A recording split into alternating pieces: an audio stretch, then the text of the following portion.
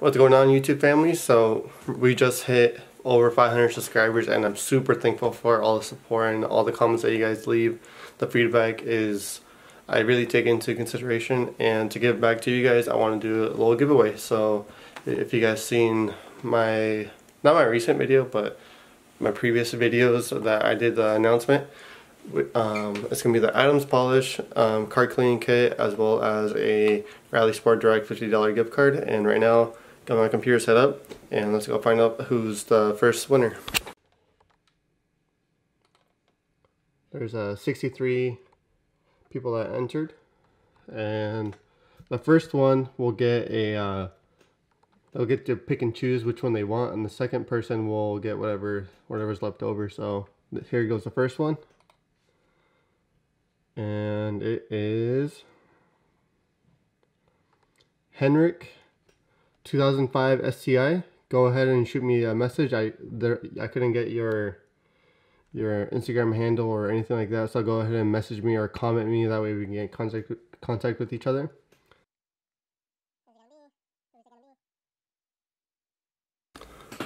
So sorry if the audio is a little scuffed, but Bob Doe, the only 05 or the only EVA owner watching your videos, I'll go ahead, I'll shoot you a message, and you definitely won an item. As soon as the first person, he picks and chooses whatever one he wants, I'll go ahead and send you a message and let you know what you won. So Rafa, how do you feel about not winning the contest? A little bummed, man. Delete all the comments so I could win. So both of those guys that won the contest, you have, let's just say 3 days, so 72 hours of the day that this is posted, until you get in contact with me. If they don't get in contact with me, then I'll just go ahead and run a new contest of whoever didn't message me or get in contact with me within those 3 days. So those are the rules, and congratulations to all the winners.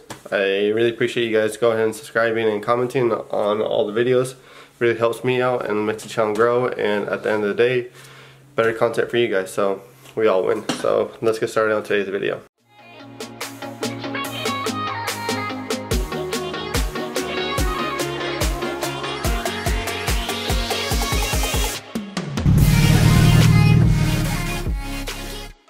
Alright, so for today's install, this is what we're going to need. We're going to need a ratchet wrench, 3/8, 14, a 10, we're going to need a 12, we're also going to need an 8,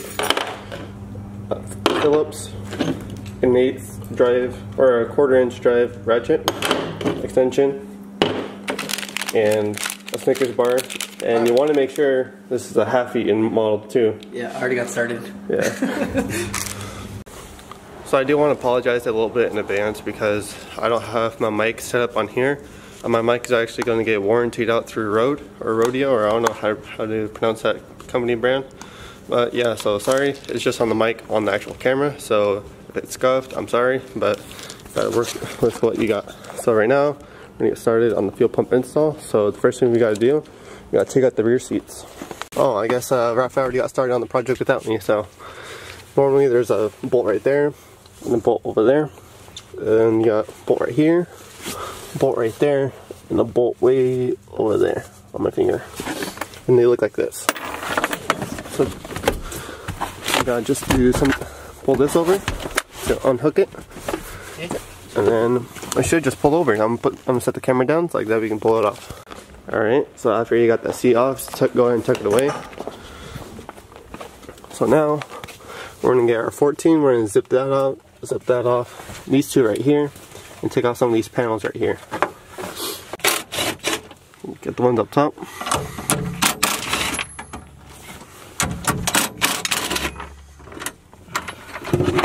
As soon as you get this bar out of the way, you just need to unhook it from that little pin, pop it off like that.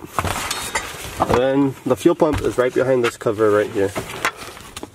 So after you get that panel clip off, as well as that one, go ahead and flip it over like that. And then now we have to remove the carpet and remove these 4 Phillips screws, so that's why you get the Phillips screwdriver. So after you got all 4 bolts off, go ahead and just pry this whole thing off. Like so. And that exposes your wiring as well as your feed, your return, and scavenge for the other side. I don't know what the scavenge line, I'm just gonna call it that. So at this point now we can go ahead and just unclip the harness, which you push down right here, and go ahead and pull. I'm gonna set the camera down. Actually, I think right, set it like that. Teamwork. And then for these style clips, you want to press in the back. You see those orange things, and then go ahead and squeeze it, Rafa. So as soon as you pop this line off, it's gonna squirt fuel everywhere. And maybe this line, if you're because that's also gonna be the return line, so it's also gonna have a little bit of fuel. But in this case, Rafa did it on a pretty empty tank, so it didn't really come out too much. So after you get all those off, we're gonna go ahead and zip off all these 8mm nuts. Be very careful when you're tightening them because they do strip up very easily. So after you go ahead and take off all those 8 bolts, you're gonna tuck the harness back here out of the way, and tuck your fuel hoses out of the way as well, because this hanger can only go up.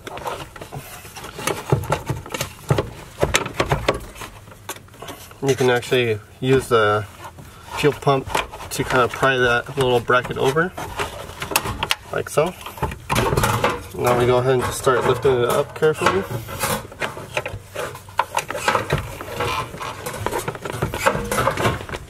Go ahead and turn it 190 degrees to the counterclockwise, and then go ahead and turn it back right here. Watch for the fuel lever.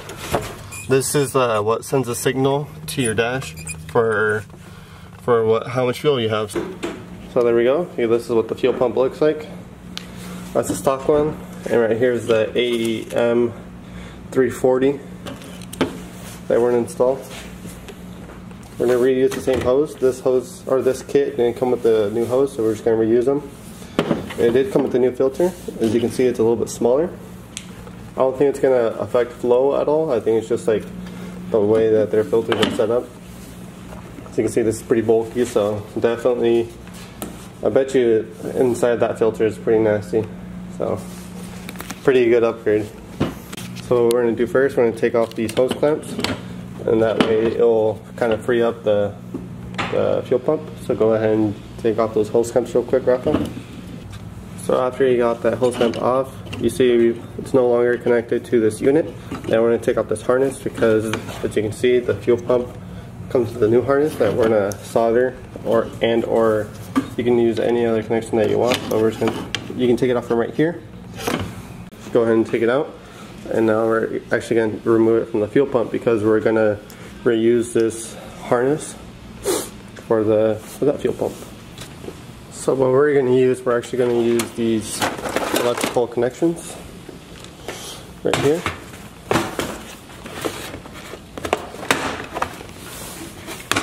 We're going to use the blue ones because they're a little bit bigger and it'll fit snug right over where we're going to crimp it at. So Rafa used to wire up your subs back in the day. You want to give them a little pro tip? Alright, when you're dealing with the exposed wires like this, it's a good idea just to kind of give them a little twist like that. So like that the little individual strands don't go like all over the place, and it just makes it easier. Okay, and it should just snug fit right in there. And go ahead and crimp them. Okay, so go ahead and give it a little tug just to make sure. Those are pretty solid. Now we're going to do the same thing on the negative. Should just slide in like that. That's how you want to slide in your girl's DMs right there. No munches. Alright, so now it's pretty good. So now we're going to go ahead and mount it up to here. We're going to reuse that OEM line. So as you saw from last episode where we pulled my motor out, I forgot to disclose my clutch condition. As you can see, right there and right there. There's a big chunk of clutch missing. That's the only 2 packs. I mean, that one's kind of, you can see right there, it's starting to fall apart right there. Over there, starting to crack a little bit. But I never launched the car or anything. It's it never slipped, so I never knew the clutch was bad until I popped it off, and then yeah, that kind of happened. But yeah, just so you guys know, I forgot to enter that clip, and also from the last upload, I kind of messed up on my editing, and you guys were curious about why I'm going with the 1/2 inch head studs instead of the 14, and the reason for that is because I'm keeping the dowel pins, and when you keep the dowel pins, you really keep the head gasket center on the mating surface of the block and the head, and you really want that to be dead on center, because when you're making those high power applications, you don't want to have the gasket shift, or not shift, but be misaligned, because then you create a weak point in the gasket surface and you're gonna blow a head gasket. So, and plus their special 1/2 inch head studs they can go pretty, they can do what a 14 mil can do, foot pound for foot pound. So that's why I'm going with the 1/2 inch. But for right now, we got all this stuff hooked up now. AEM is ready to drop in and ready to make more boost. All the boost. So we decided to use new hose clamps because the OEM ones were, well, there's nothing wrong with them, but they're just kind of difficult because they're these style, and those are a lot easier to get on and off, so we decided to go with those. And also, when installing, don't forget to install the rubber grommet that goes underneath right here. If you have if you're doing a 450 or a bigger pump, a lot bigger pump than a 340 like this AEM, I believe it won't fit in that housing, so you're actually going to have to bend that housing back. That's what I did on my car right here. Before I went with the twin radium, or the twin double pumper. So I have a little bit of experience on that, but yeah, just a little side note, this 350 fits perfectly. It's almost the same size as stock, so it makes fitment so much more easier. So as soon as we get going on that, we're going to attach the harness and go back to the car and go ahead and put it back on. So to install it, it's kind of the same way that we removed it. We essentially remove all the harness and the hoses out of the way, and then we go ahead and drop the whole assembly down. As soon as you start feeling a little resistance, you twist it like that, and it'll go down a little bit more. As soon as you feel it stop, go ahead and twist it back to the original position, how it is right now, and it should just drop right in place. And when you install it, make sure to get that bracket up and over. That bracket right there, make sure we get it up and over. That way it's like, that's how it was when you got here, so that's the way you want to leave it. Also, you have these alignment rubber grommets, and some are longer than others. On my car, they stuck out pretty much, it was like the stud. So if your car's like that, you want to make sure that you're not squishing them. On this car, it does look squished, but we removed the hanger, and they're actually just stubby like that. So that's what we did. It's cold outside. Yeah, it's a little cold outside, so maybe that's the reason why. So right now we're gonna hook up all these 8mm nuts and tighten them down a little bit. Make sure not to over torque them, because it's super easy to strip these bolts out.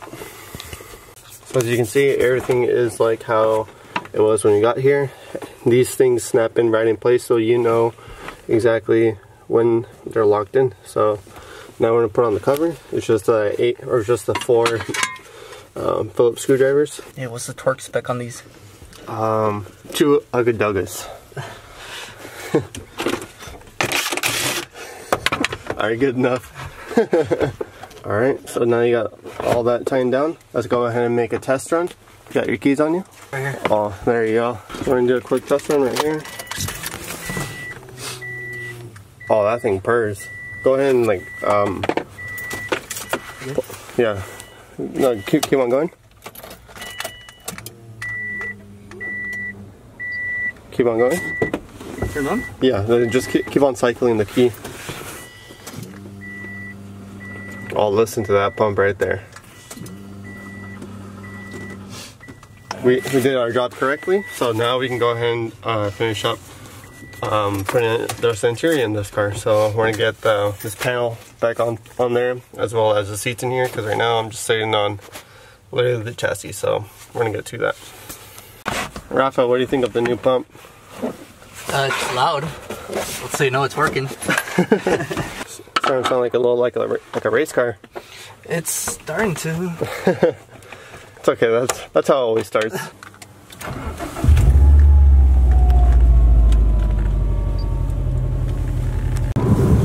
So this is my cousin Rafa, and Rafa's gonna. Hey, what's going on? So Rafa, what's all done to your car? Because some of the new subscribers may not know. What's all done to the car is obviously, you know, the new fuel pump we just installed. It's got NVIDIA catalyst downpipe, HKS catback, parent intake, and you know, the access port. So just pretty much your basic stage 2 tune. Yeah.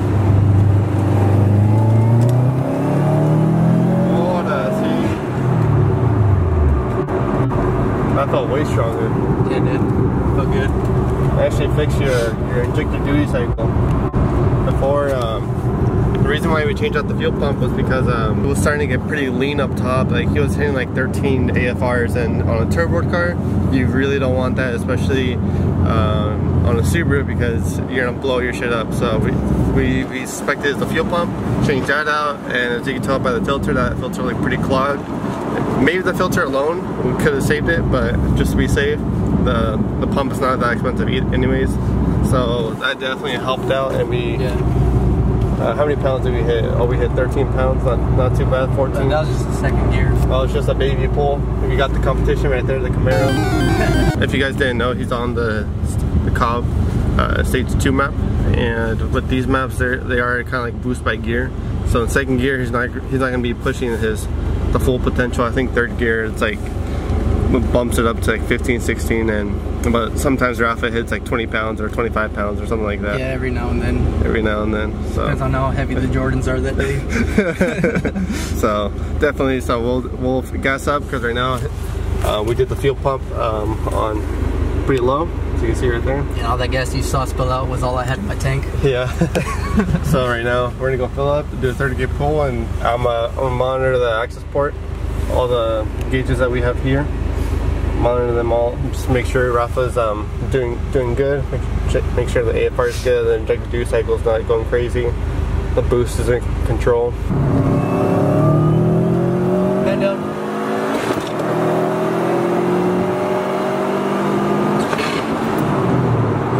Definitely a lot cleaner pull. The highest injector duty cycle, I'm not sure if you can get on camera, but it's 86%, with the AFR is 11 the whole pull. There's a little ridge, but as you know, Cobb tunes, they do run pretty ridge, so that's totally fine. Rafa is going to need a Pro Tune here pretty soon anyway, so right now it's just really good, so that's really good. Really glad that the fuel system, or the fuel pump, fixed the issue that he was having. And another thing I wanted to add too is, like, before I switched out the pump, like being under a high load like that, the car would like buck and it would hesitate a lot, and that little swap did fix that issue. Oh, it doesn't do that anymore? No. Oh, that's good. That's really good. So where we're heading to now, Rafa? Panda. So as you know, we love eating Panda. We actually got spotted over there in Yakima at Panda. So shout out to whoever that was. I forget her name right now, but I remember reading her comment. So yeah, we're always there. We're always munching out. So that's gonna do it for today's video, and we'll see you guys in the next one. Peace.